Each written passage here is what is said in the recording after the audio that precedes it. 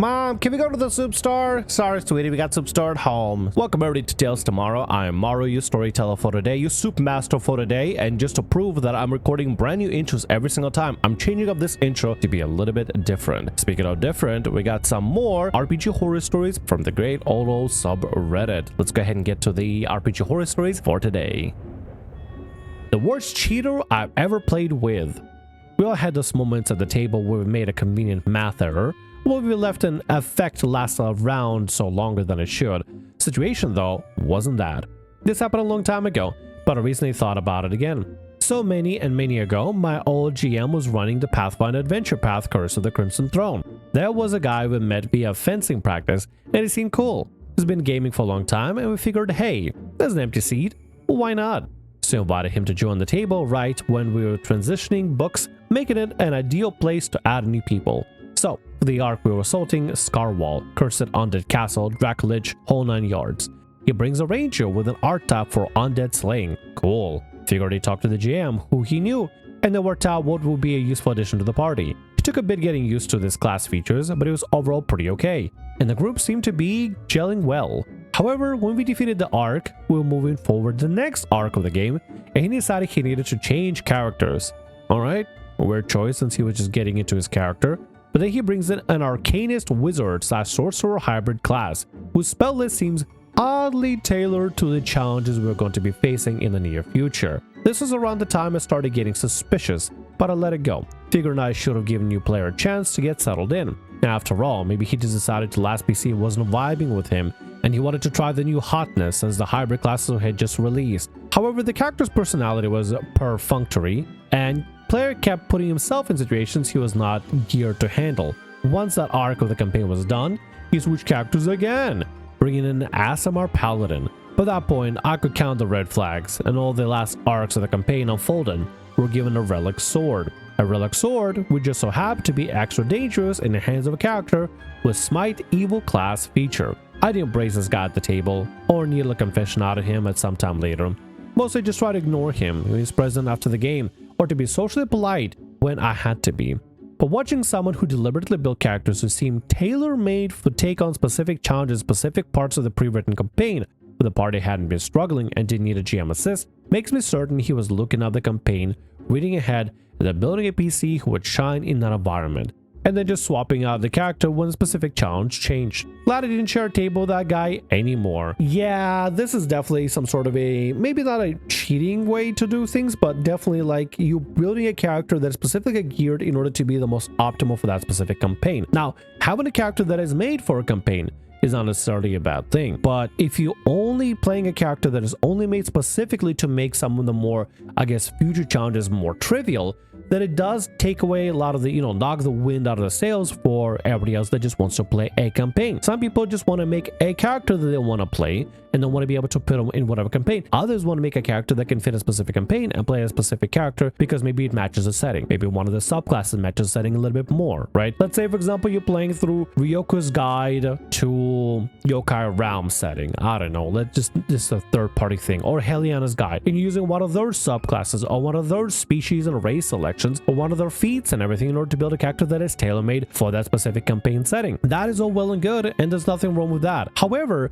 I feel like in this situation, this guy is basically just pulling in a character that is just making every challenge in that specific campaign trivial. And once the campaign is over and new challenges comes around and that character is no longer useful, they toss it to the side, make a brand new character that is specifically gear set around to making some of the more, challenging combats and tribulations more trivial, and then just keeps recycling characters over and over. You don't really make a character that's like you stuck with. You're not making a character to play a character, you're playing a specific class that is basically making it go like easy mode. And if you know ahead of time, yeah, that sort of takes away a lot of the fun, a lot of the, exploration and playing a character and being in character, because you're not really playing a character. You're kind of just playing like almost like changing out a skin suit, but the skin suit is a load up of features that makes your character more potent for that specific campaign. There's nothing wrong with building a character that can fit the campaign. There's one thing to read ahead and try try to figure out a specific build that makes the future challenges trivial. But also kind of feels a little bit strange that the DM didn't catch on to that and didn't change certain things around just to try to catch the player unawares, or at least point out to the player saying, hey, I know what you're doing, but I just want to let you know this specific module that I'm running, I'm probably going to be running things a little bit differently. So if you start seeing things that aren't in the pre-written, do not be surprised. That is the best way to deal with these kind of players that want to have like everything be designed to basically counteract the pre-written, changing things from the DM perspective. Now understand, there's a conversation that can be had about purest way to run things, or DMs having their own little ways to spruce things up in order to make the players feel a little bit more like, you know, involved into the story overall. But honestly, I just recommend for the DM, if they want to avoid a cheating player like this, is just to change things up just slightly. So if somebody is reading ahead or knows everything about the adventure, they get a little bit of a twist to them. Just a tiny little bit twist, you know, just a little bit. It doesn't have to be anything excessive, anything crazy. You don't gotta like take Curse of Strahd and remove Strahd out of Curse of Strahd, or remove Barovia's Fog out of Barovia and stuff. But just change things just slightly, just a little bit mechanically, or what presents there for the encounters and stuff, or who they get to see, or who they get to kind of challenges they get to deal with, just to kind of fine-tune some of the difficulty. You can easily get away with that. Anyway, let's move on to the next story for today.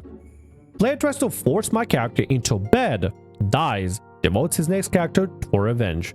I've seen a few D&D horror stories on YouTube and wanted to contribute my own from a few years back. For context, my senior year of college, I decided to join a D&D club out of pure curiosity and found my campaign that went amazingly. We were a very chaotic group of writers that loved role-playing. A DM was cool with us, completely derailing his plans and letting us do stupid ideas just for the rule of fun. We even turned some of these sessions into short stories. Friends I made in the group stuck around for years.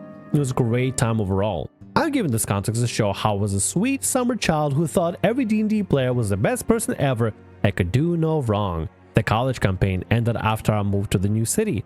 I was eager to find a new group, make new friends, and have another great experience. And oh boy, was I not prepared in the slightest for what I could find. After searching around the internet, I found this group that met at a local game store that had a heavily homebrewed Curse of Strahd game in progress and were looking for more players. I literally just talked about Curse of Strahd. Reached out, and DM was cool with me joining. The moment I got there, I saw all kinds of warning signs with naive little mind I was too innocent to recognize. First of all, there were 8 players in the campaign. All of them were guys. I was hoping for a small group, but DM seemed nice at first, and I missed playing D&D at that point, so I wanted to give them a chance. Half of them were constantly on the phones unless combat was happening anyway. I rolled up a multi-class rogue and genie warlock. Her story is that she grew up dirt poor, so she was a bit of a kleptomaniac, like causing pranks and mischief to keep her mind off dark things. Morrow roguelike, I'll call her Sylvia, was introduced by DM as finding herself lost in the Savalic woods and then running into the... Oh, by the way, I don't know anything about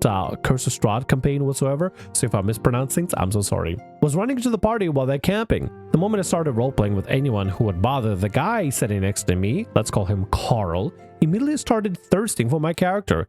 He was playing this edgy outcast lone wolf monk, and because I was too trusting, I assumed the thirsting was just him acting in character. Since I had joined in the middle of the game, his monk was loaded with money.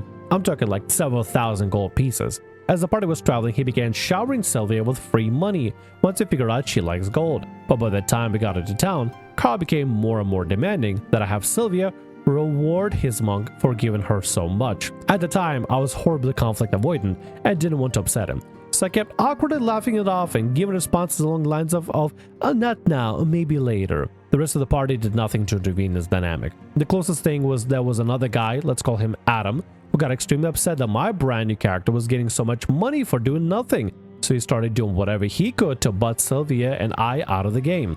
Sylvia wanted to climb a statue to get a better view of the area. Adam tried to shut it down and asked the DM if he can roll to kick Sylvia. Sylvia wanted to talk to an NPC. Adam aggressively talked over me in the moment the conversation started going anywhere. Even then, I stuck with it in hopes that things would get better. Spoiler alert, they didn't. Okay, so we went through just a lot here, but let's cover here. You joined a brand new game. You are a summer child, bright-eyed, bushy-tailed. You had a wonderful time playing through D&D with your friends and buddies, and y'all had an amazing time. You joined a brand new game, and you started noticing signs that not everybody plays D&D like your previous group has. And particularly, you have this one creep that's basically trying to flirt up with your character and try to rizz up your character with all that gold and try to get your character to do favors for them. What those favors are, we could probably single guest. Another character that just doesn't like that your character is getting free money from a simp, which is an insane thing to happen. And nobody at the table is saying anything, not even the DM. The fact that nobody says anything or addresses it is kind of a red flag already here, but whatever. We got this going on. We got this mess here. Let's see how this transpires. Spoiler alert, it's probably gonna be a wreck. Fast forward a few sessions, we needed to sneak into a camp full of guards. In my mind, this is Sylvia's moment to shine. She has expertise in stealth, an imp familiar that can turn invisible, and a cursed amulet she can vanish into like a genie's bottle. I was thinking she could do something useful for the party, and then everyone would be nice to me. But as I was describing our plan, Carl insisted that his monk should come along too. And I'm like, okay, fine, monks are stealthy too. Everything was going great at first. Sylvia and the monk passed those stealth checks and snuck past some guards into a tent with cots, crates, weapon racks, the usual. DM asked what he wanted to do next, and then with a leering smirk on his face, Carl said, I'm going to grab Sylvia and force her onto the cot. At first, I thought he was joking and laughed it off as like, haha, no, and tried to change the subject by asking to do a perception check, but Carl wouldn't have it. He said I should just let it happen, and no one, not the DM, nor any other players, stopped the game, expressed any discomfort, but seem to think is an issue at all, which is a problem. I feel like it's a problem. Means this is something that Carl probably done before, and nobody tells Carl, hey Carl, knock it off, you sex pest. I wonder if maybe the rest of the table is kind of a sex pest to themselves, or it's one of those tables where it's like, oh, well, it's fictions, D&D, doesn't matter what you do, you could slaughter billions of trillions of orphans, I don't care, it's just fiction, bro. It could be one of those games, honestly, which I mean, listen, if that's the kind of game you want to play, that's the kind of game you want to play. But also you should probably advertise it to new players that are joining the campaign and stuff about this is the kind of campaign where anything goes and everything goes and nobody's going to say anything, you know? So new players, when they join in, they know exactly what the hell's up, because right now you have this bright-eyed bushy-tailed player, OP, that's probably going to be like, oh my god, this table is full of jerks and a sex pest. Or maybe the old sex pest, who knows? I was too much of a pushover to stop the game, but I wasn't going to go along with this. I had Sylvia vanish into her cursed amulet, and the Carl started yelling at me to make her come out, or he was going to break the amulet. DM decided that Carl was saying this in character, so the guards in the camp woke up and attacked. Sylvia's imp turned invisible and escaped with her amulet, but Carl's monk got surrounded and killed. Carl tried to act like this whole thing was no big deal, but everyone could tell he was pissed. DM let him make a new character, and he proceeds to roll up an Oath of Vengeance Paladin. Not only that, but I watched him cheat on his stat rolls. He suddenly flicked the dice towards a high number, and I was too cowardly to snitch to the DM. Carl that made this paladin an entire personality about bringing justice to thieves and lawbreakers. Yep, he made an entire character to try to get revenge on Sylvia.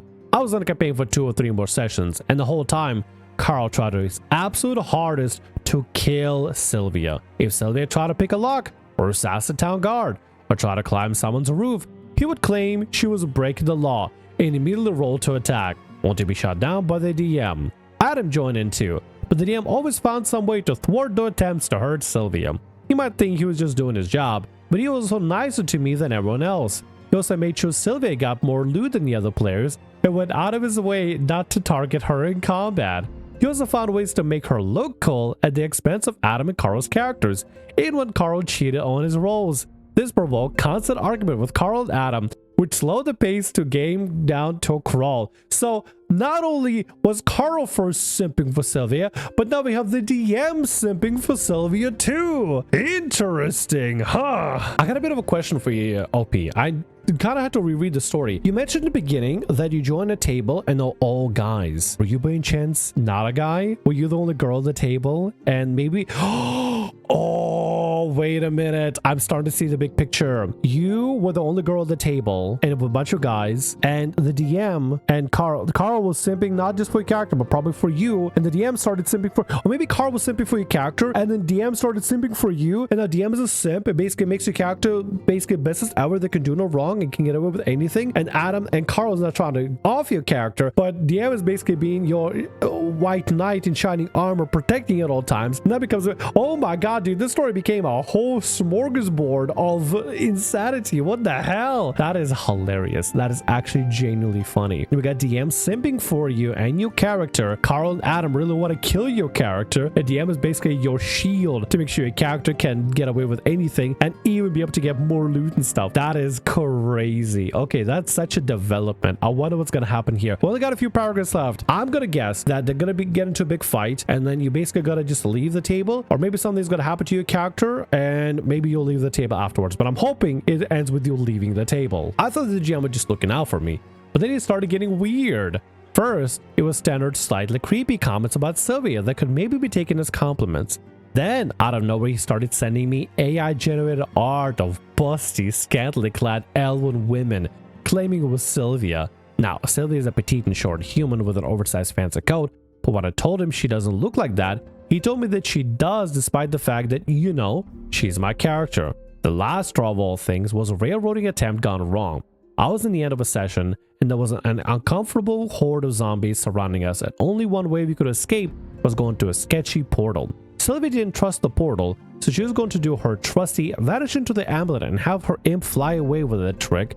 But then DM decided not only was he not going to allow this, he's going to ban Pact of the Chain on the spot. His reasoning was that he let me have a pet that I shouldn't have been allowed to have anyway, and I was somehow sabotaging the story for everyone else. Excuse me, the whole part and fun of playing a warlock is the pack that you pick, and Pact of the Chain, let's be honest, arguably is one of the best ones out there, to be honest. Listen, if you're playing a Hexblade, Pact of the Blade is cool and all. I mean, in new D&D, I guess Pact of the Blade is just useful anyway because you just add your charisma modifier to all your conjure weapon attacks, which I guess is kind of cool if you're going to be playing more of a martial warlock. But like at the end of the day, I kind of feel like the only really true martial warlock is a Hexblade, and we usually just play Hexblade because you like me and you're interested in playing Hexblade, but you want to multicast into Paladin or something.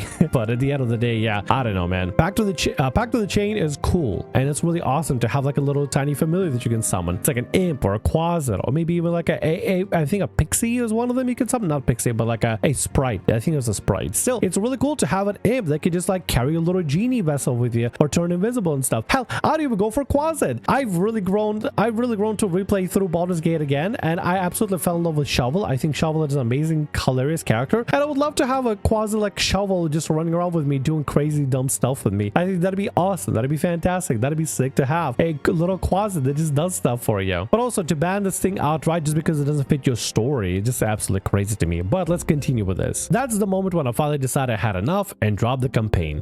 TM flipped the script trying to get me to come back, saying I should give him a chance and Portal was important to the story. But I decided I really didn't feel like listening to the argument and getting picked on by Carl and Adam. Since then, I learned a lot. Grown a spine, recently started my own Curse of Strahd campaign. Still getting better as far as the DMing goes, but I can confidently say it's important over what went down at that game store. The one thing I will say is I'm pretty sure the reason why the DM wanted you guys to go to the portal is because it mattered to their story they're trying to tell. And if you're choosing to not go to the portal like what everybody else is doing and basically leave and just go away, I feel like that sort of kind of derails the story for the DM because it kind of, you know, they set up the situation. Horde of zombies. There's a weird suspicious portal at the end that, you know, DM is trying to kind of hurry you guys into to tell the story, and you choosing, I'm not gonna do that. I'm actually gonna go into my vessel, have my imp turn invisible, and just fly away because I can fly over the zombies, and it's not like the you know, the invisible imp would be easy to detect in the slightest whatsoever. Probably DM was like kind of panicked and was like, no, you can't do that because you gotta go to the portal, so I'm banning Pact of the Chain. But they could have just said, hey, the story is in the portal. I kind of need you guys to go to this story because I have things prepared. If you don't go to the story, then we can't continue the story together. And I sort of kind of need you guys to follow the plot here. This is me presenting the plot. Please follow the plot instead of them having a knee-jerk reaction just banning a feature. Banning a feature midway is just really dumb, especially Pact of the Chain. That is the most innocuously simplistic feature. Like, why would you ban a core feature from a warlock? It's the same thing, let's say, for example, that DM sees Rogue is constantly succeeding in stealth checks and bans expertise as a feature. Bruh, the whole point of playing a Rogue is expertise. The whole point of playing Warlock is the pact of whatever. Tome, Chain, don't pick Talisman. Talisman kind of sucks. Do not pick Talisman. But Pact of the Chain, Blade, and Tome, they're cool. They're awesome. They're sick. Why would you not allow a player? Why would you ban that outright just because a player doesn't want to follow your story? Either way, OP, I think you've done yourself a service by choosing not to play in the specific game. You have one guy that was started as a simp but became basically an antagonist. You have another guy that's an antagonist, and you have a DM that's basically trying to simp for you. I don't know if you are a woman, a man, IRL. I don't care. I don't know what you are. I don't know if you're part of the boys or maybe you're the one girl out, standing out in the sausage fest of the whole thing. Still, either way, the way you were treated at the table was not okay. From Carl literally trying to grape your character, nobody at the table saying anything, to then he go back to try to off your character like that. You had a really really good table beforehand and you experience what some bad games are. You went through your own no D&D is better than bad D&D situation. You had your first bad D&D campaign, a bad D&D game. I'm sorry you had to go through that, but I hope it's an important lesson about how not every table is going to be the same. And you honestly will probably spoiled about how good you had it in the very first game. It's an unfortunate stark reality that just exists out there, but not every table is going to be like the other tables. Tables play differently. Some tables run things differently. Different strokes for different folks, and different tables are going to play things differently, handle things differently. Not all of them are going to be great, and as you can see here, some problem player behavior gets completely ignored or excused or thwarted for convenience of the DM for some reason, and it's just ridiculous. It's really bad. Dude, guys, don't play in bad games. No D&D is better than bad D&D. Trust me, your time is way better spent doing anything else, even looking for a good game. For I don't know how long it's going to take you, but your time is better spent looking for a good game instead of playing in a bad game. And that's my little 2 cents. That's my little 2 soul coins. Actually, give me back the soul coins. I need them. I need the soul coins because that's my ticket to Succulendia. I need to go to Succulendia, guys, really badly. Where's my ticket to Succulendia? Give me Succulendia trip. I don't know what I'm talking about, dude. I'm yapping right now. It's like 8:41 in the morning. I haven't had breakfast yet. I am low blood sugar, and I need to probably end the video here. And with that, that's going to be all our stories for today. I want to thank you very much for watching, and thanks so much for being here. If you like what I do, consider subscribing to the channel and leaving a like. Also, if the RPG Horror Stories ever goes down, or if you want to submit your own personalized horror story, email is down in the description below. I'll see you again in more Tales tomorrow. Bye-bye.